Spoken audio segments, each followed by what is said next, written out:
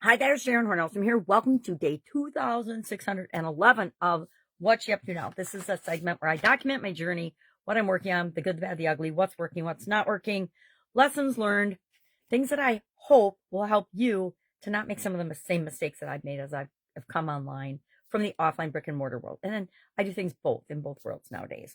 So today we're talking about something that most people, the vast majority of people, the vast majority of business owners, the vast majority of individuals seldom if ever talk about, but it's a huge advantage to making our life work. And that is a communication code of conduct. How do we communicate in all the different mediums that we communicate?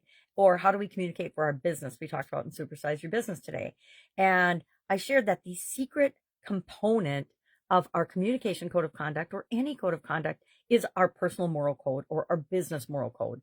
And there's 6 components to a code of conduct that we want to consider as we're writing our own.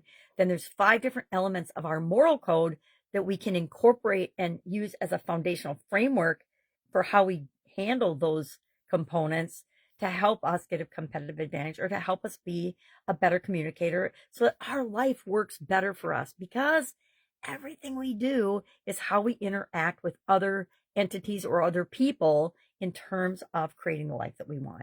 And the vast majority of us need other people to help us create the life that we want. Most of us don't want to live in isolation, although some people do want to live in an isolation in a cabin in the woods and live off the land, etc. But that is a very, very, very small percentage of the population. So for the rest of us, having a communication code of conduct is a critical piece that's easy to do. It's pretty easy to do. It's a simple 5-step process. Number 1, do a self-assessment. Where are you at with respect to communication in areas like, and let me just quickly run through these. I'm not going to describe them because I discussed them both in Supersize Your Business and the Be a Better You annual challenge.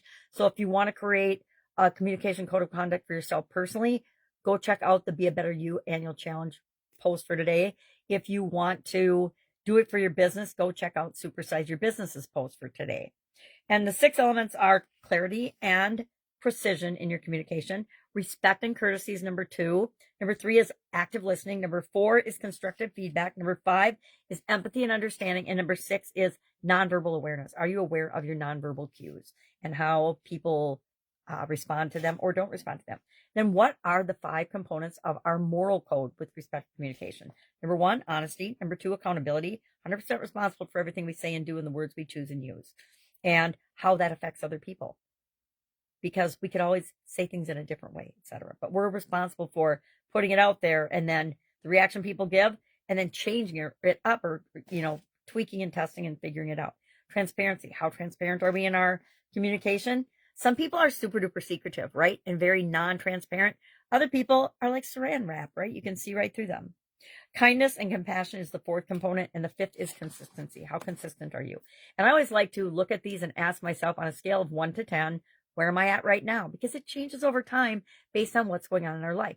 If you've had me personally, when I have had a big hurt or a big disappointed in a relationship or communication, that will cause me to pull back the amount of transparency that I'm showing sometimes. And I just know that human nature, for me, that's how I respond. Other people are different. Some people, when they have a big hurt, are very open and honest and transparent and forthcoming with how it impacted them. We all process things a little bit differently, and it's up to us to decide what's right for us. But when you take this moral code and you incorporate it into your communication code of conduct, everything changes in a positive way. Of course, there'll be little bumps along the way as you're tweaking and testing and figuring it out and making it a habit for you. But that's true of anything and everything we do, right? We weren't born knowing or doing any of this, right? We could cry, we could do bodily functions, we could blink, and that's about it, right? Everything else we've learned. And so that means we can learn anything we want to learn.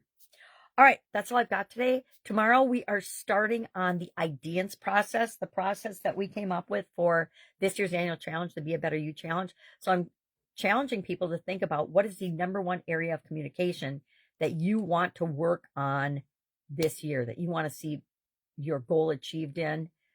So like, what's your number 1 goal, or what's your number 1 improvement area with respect to communication, so we can make sure that we knock that out of the park for you this year together. All right, have a great day. Anything you need help with, just ask. Otherwise, I'll be with you tomorrow.